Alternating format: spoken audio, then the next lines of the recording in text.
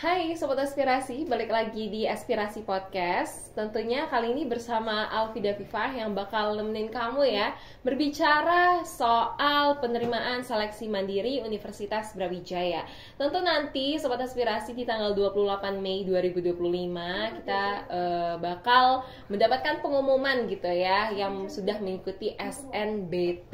Nah, mungkin buat kamu yang belum rezekinya di SNBT bisa masuk ke seleksi mandiri Universitas Brawijaya. Nah, kali ini kita bakal mengupas tuntas tentang seleksi mandiri gitu. Gimana sih prosesnya, terus ketentuannya seperti apa, bersama dengan Kepala Subdit Penerimaan Mahasiswa Baru Universitas Brawijaya, Bapak Aulia Nur Mustaqiman, PhD. Halo, Bapak. Hai Kak Alfi, hai Sobat Aspirasi semuanya. Perkenalkan, saya Aulia dari Subdit Penerimaan Mahasiswa Baru. Terima kasih atas kesempatannya Kak Alfi. Ya, kita juga terima kasih ya Pak ya atas waktu dan kesibukannya bisa menyempatkan waktu datang ke Aspirasi Podcast ngomong soal penerimaan seleksi mahasiswa baru ya, khususnya di Mandiri gitu.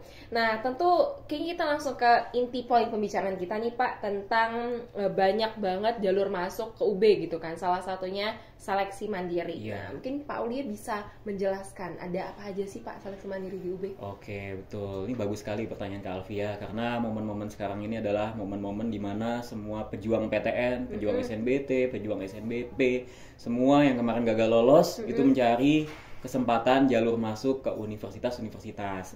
Nah, salah satunya Universitas Brawijaya yang mana termasuk top 5 besar di Indonesia membuka beberapa jalur. Nah, jalur utamanya adalah jalur SMUB.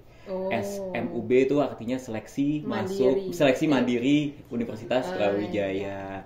Nah, itu ada beberapa jalur.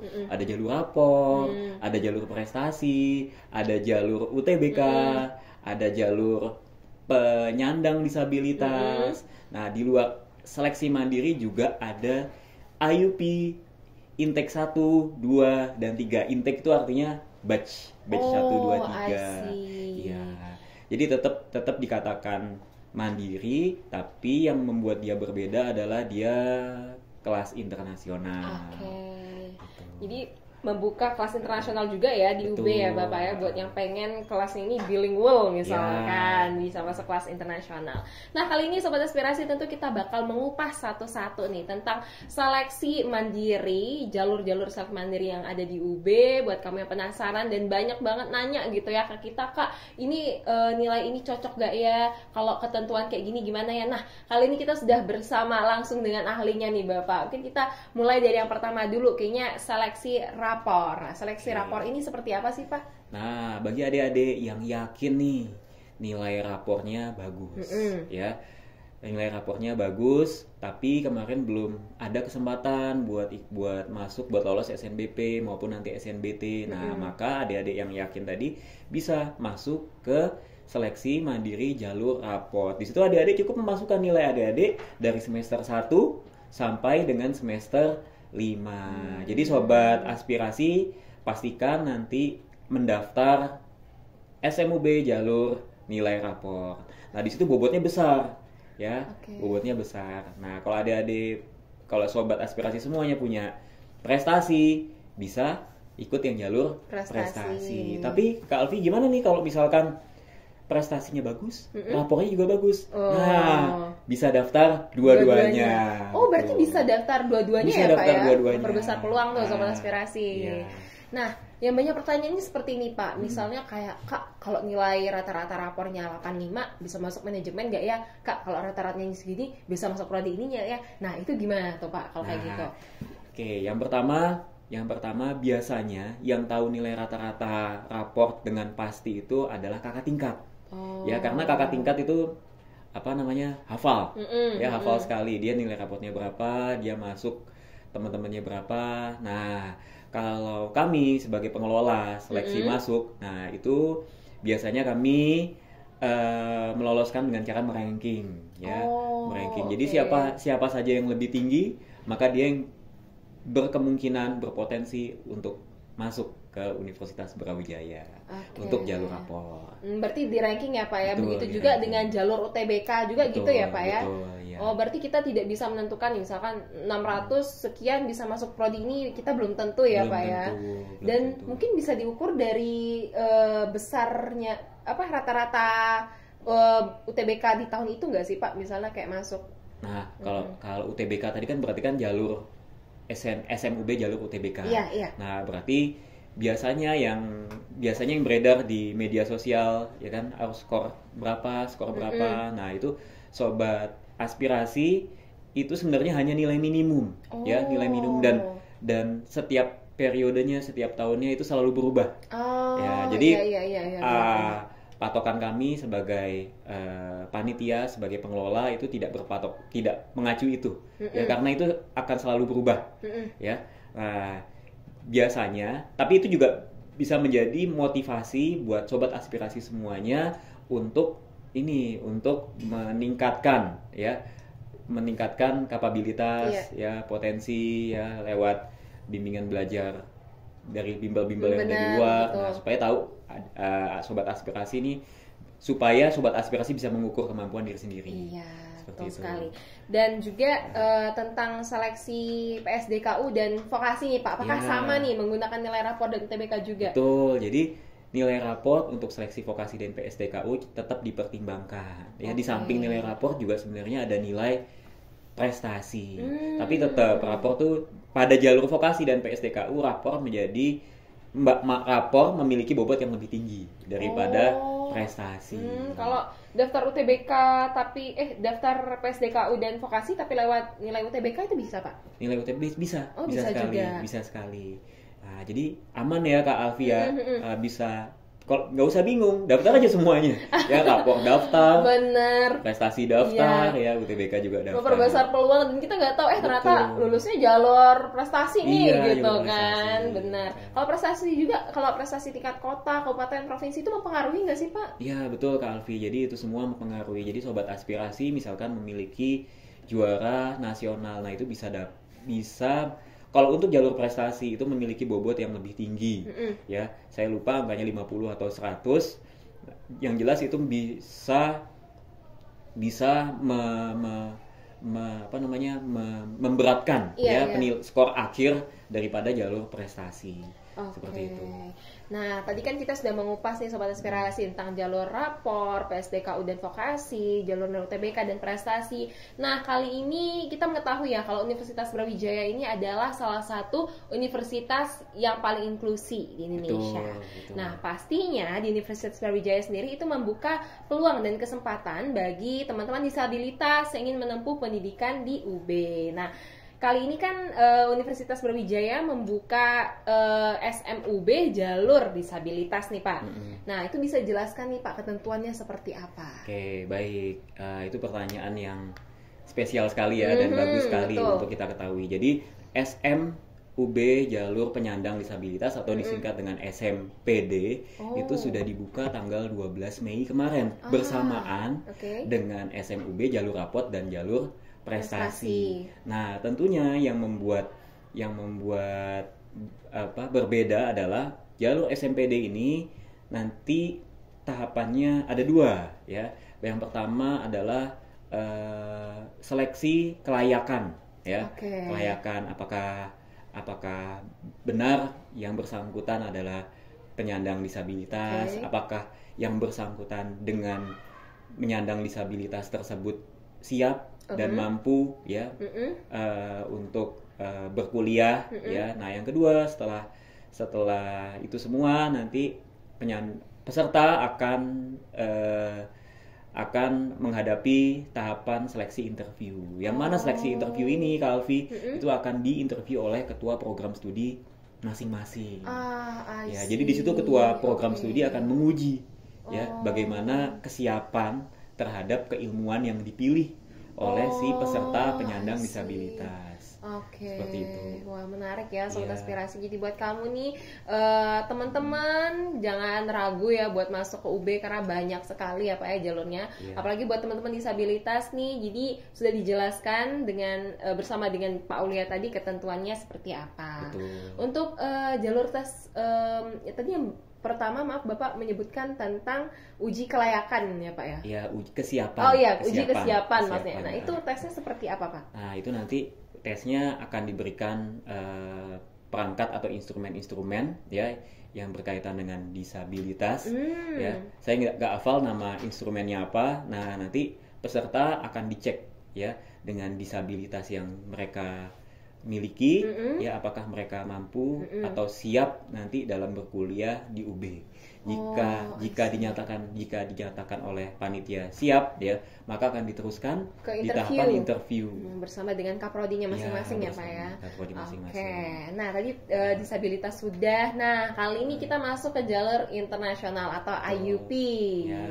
Ini ada tesnya tersendiri ya Pak ya? Betul Kak Alfi. Jadi IUP ini sekarang sudah sampai batch 3 atau di istilah kami sebut intake 3 Sobat Aspirasi. Nah, untuk IUP ini tesnya agak sedikit spesial dibandingkan seleksi mandiri jalur lain. Oke. Nah, IUP ini hanya ada seleksi bahasa Inggris berbasis komputer ya dan interview berbasis komputer. Jadi bagi adik-adik yang yakin, confident, percaya diri bahwa kemampuan bahasa Inggrisnya bagus, nggak mau tes matematika, nggak mau ngitung-ngitung fisika nanti di jalur di tesnya kimia, nah langsung aja ikut IUP. Karena seleksinya hanya tadi bahasa Inggris, komputer base, sama interview untuk menguji wawasan keilmuannya peserta berbasis bahasa Inggris. I see. Nah, tapi kalau IUP ini apakah buka di semua program studi Pak atau di program studi tertentu? Nah, di IUP ini dibuka di program studi tertentu yang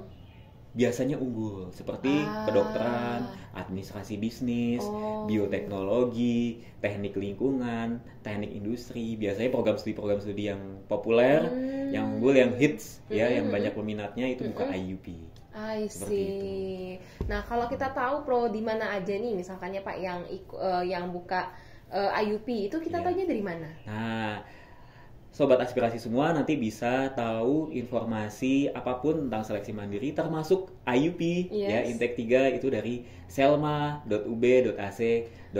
I see. Berarti semuanya itu sudah lengkap ya Pak ya di selma.ub.ac.id. Ya, dan Selma itu pun sudah kami kemas ya, sudah Universitas Brawijaya kemas mudah untuk dilihat oleh siapapun ya soalnya saya semalam ya Sobat Aspirasi for information sudah melihat websitenya duluan kayak oh ya ini sudah detail kok gitu. Jadi Sobat Aspirasi di rumah bisa langsung cek saja di sana. Nah selanjutnya nih Pak, untuk Mandiri UB tersendiri itu buka berapa gelombang sih Pak? Mandiri UB? Iya. Oke, untuk SMUB sendiri itu sebenarnya tidak ada gelombang 2 dan gelombang 3 ya. Nah, kami menyiasati SMUB itu dengan membuka pendaftaran yang kiranya sedikit lebih lama. Gitu. Contoh misalkan SMUB jalur raport atau prestasi, adik-adik sudah Sobat Aspirasi semuanya, adik-adik sudah mulai daftar mulai 12 Mei kemarin ya sampai dengan 7 Juni. Itu kan berarti kan sekitar 3 minggu lebih Kak Alfi ya. Nah, Dede di situ punya kesempatan ya. Baik yakin SNBT-nya lulus atau enggak, siapapun bisa daftar. Ibaratnya kita punya cadangan gitu ya Pak ya. Nah, itu untuk yang raport dan prestasi Kak Alfi ya. Nah, nanti tanggal 23 Juni setelah SNBT UTBK, nah itu akan dibuka kembali SMUB jalur UTBK. Nah, itu buat Sobat Aspirasi semua yang yakin kemarin waktu ngerjain UTBK-nya bagus gitu ya, udah belajar maksimal, udah yakin banget nih. Nah, tapi tetap nggak masuk. Nah, bisa ikut jalur SMUB UTBK. Nah, begitu ya Sobat Aspirasi. Jadi bisa kamu pilih nih mau milih jalur SMUB yang mana gitu kan. Nah, belum selesai itu Kak Alfi. Kalau misalkan SMUB UTBK nggak lolos, nggak beruntung ya kan. Nah, setelah itu ada SMUB jalur vokasi dan PSDKU. I see. Waduh. PSDKU berarti program studi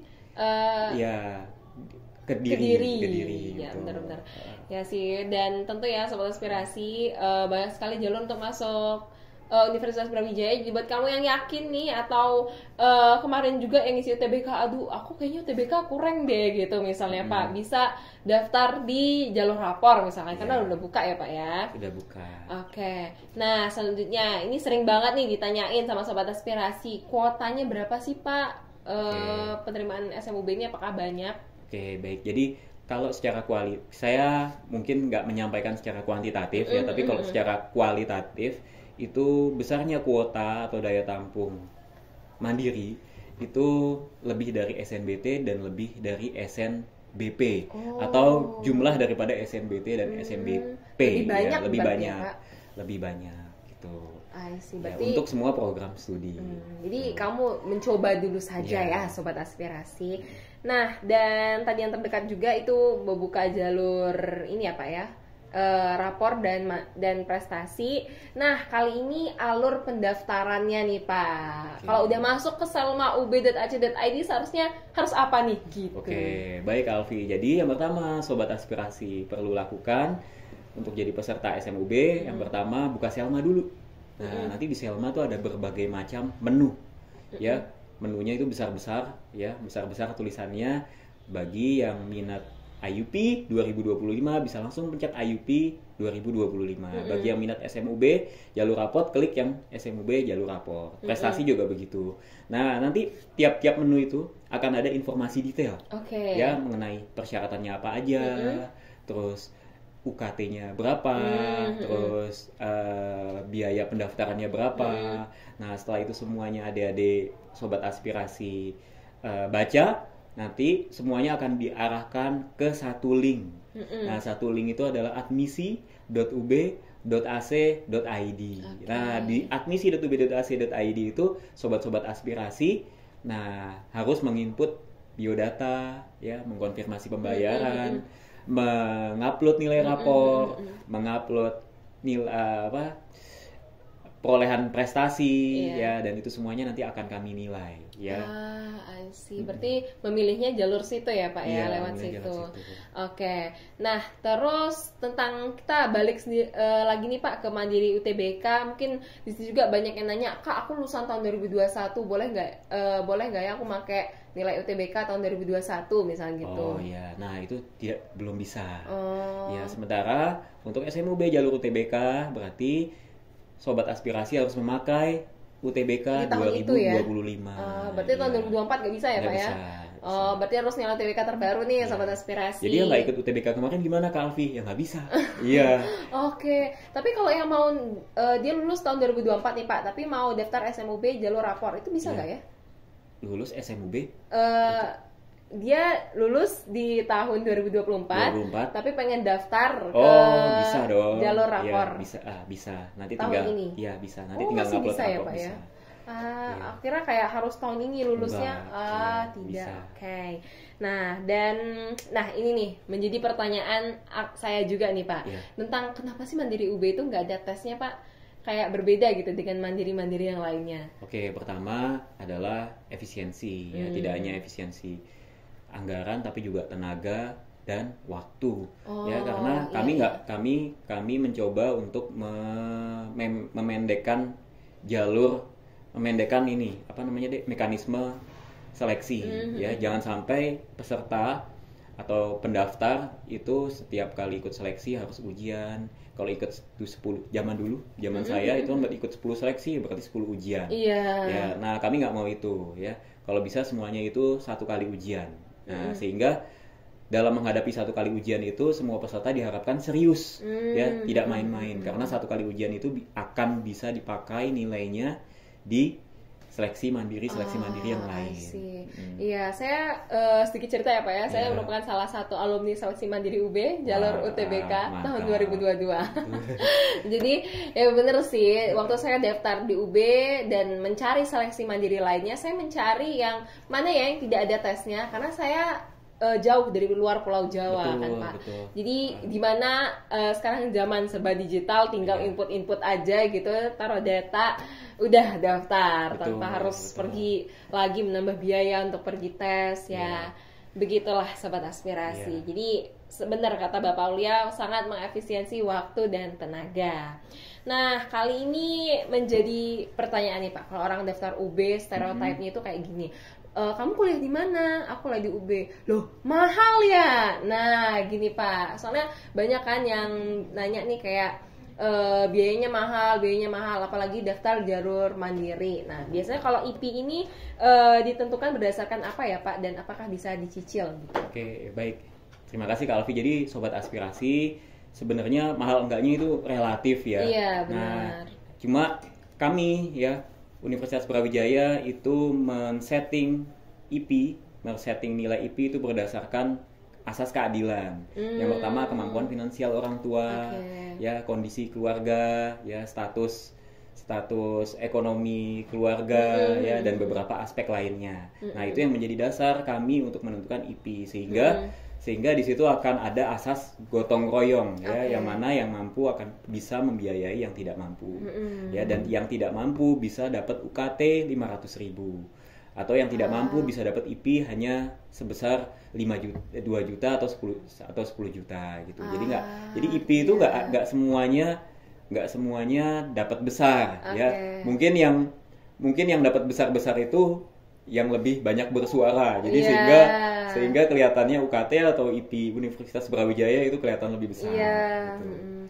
Dan apakah bisa dicicil ya Pak ya, atau meminta keringanan IP gitu? Ya, betul. Nah, ini yang biasa jadi salah persepsi Kak Alfi.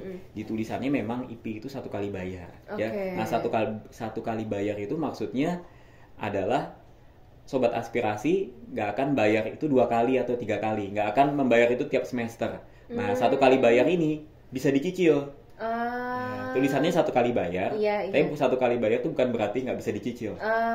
Bisa diangsur. Mulai dari pengumuman kelulusan. Jadi begitu ya Sobat Aspirasi, ini sangat meluruskan perspektif kita gitu ya tentang IP UB. Nah, kalau ada calon mahasiswa yang kurang mampu tadi, itu bisa jadi mendapatkan IP hanya 2 juta gitu. Ya Pak ya, 5 juta. Nah itu ketentuannya gimana Pak biar bisa dapat kayak gitu? Mungkin di sini teman-teman Sobat Aspirasi ada yang kurang mampu tapi pengen mendaftar jalur mandiri kayak gitu. Betul, terima kasih Kak Alfi. Jadi itu pertanyaan yang membantu sekali ya.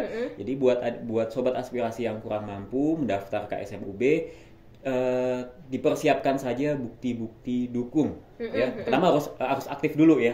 Harus aktif, kemudian berusaha untuk rajin mengumpulkan bukti dukung dan mengupload saat pemberkasan SMUB, ya, karena semakin kuat bukti dukung yang Sobat Aspirasi upload, maka semakin membantu ya dalam penentuan nilai UKT dan IP. I see. Nah, berarti bisa dipersiapkan ya Sobat Aspirasi yang pengen mendaftar jalur SMUB. Jadi buat kamu nih jangan khawatir, dicoba dulu saja. Nah, tentang beasiswa nih Pak, pasti kan di UB ini banyak sekali beasiswa ya. Kalau Alfi juga melihat teman-teman Alfi itu kayak, aku free hari ini UKT karena udah dibayar gitu untuk beasiswa. Nah, dari Universitas Brawijaya sendiri gimana nih tentang beasiswa Pak? Yang pertama, beasiswa itu ada yang melalui rektorat dan ada yang melalui fakultas, baik yang dari pemerintah maupun yang dari swasta. Dari pemerintah itu sendiri ada yang dari pemerintah pusat, Dikti, ada yang dari pemerintah daerah. Nah, makanya ada beberapa mahasiswa Sobat Aspirasi yang mereka aktif ya mencari informasi dari pemerintah, dari Pemda asalnya. Nah, di situ mereka bisa dapat keringanan, bisa dapat bantuan ya. Kadang ada juga Pemda yang tidak ada yang tidak membuka jalur beasiswa, tapi karena ada beberapa mahasiswa yang aktif menanyakan, mengajukan ya, maka Pemda tadi bisa memberikan beasiswa. Ya, itu dari Pemda ya, belum dari swasta ya. Yang dari swasta ini beberapa fakultas ya atau dari universitas sendiri itu biasanya kami punya kemitra swasta yang bermitra kepada kami. Nah, swasta tadi itu biasanya akan memberikan subsidi ya atau bantuan ya atau hibah ya. Nah, bisa lewat tuition atau SPP atau UKT-nya, bisa lewat dana penelitian dan seterusnya. ya. Nah, oke, berarti banyak sekali ya Pak ya mitra Betul. dengan UB dari perusahaan swasta, Pemda, baik dari UB itu sendiri. Nah, untuk tahu info lebih tentang beasiswa nih Pak, apalagi buat mahasiswa baru, itu bagaimana? Betul. Jadi yang pertama, bagi mahasiswa baru ya, itu harus proaktif dalam mencari beasiswa ini. Nah, proaktif ini macam-macam. Pertama, bisa ikut aktivitas kemahasiswaan. Kalau di fakultas kan ada banyak ya unit kemahasiswaan, dan itu masing-masing punya mungkin punya apa namanya, kenalan atau jalur beasiswa tersendiri.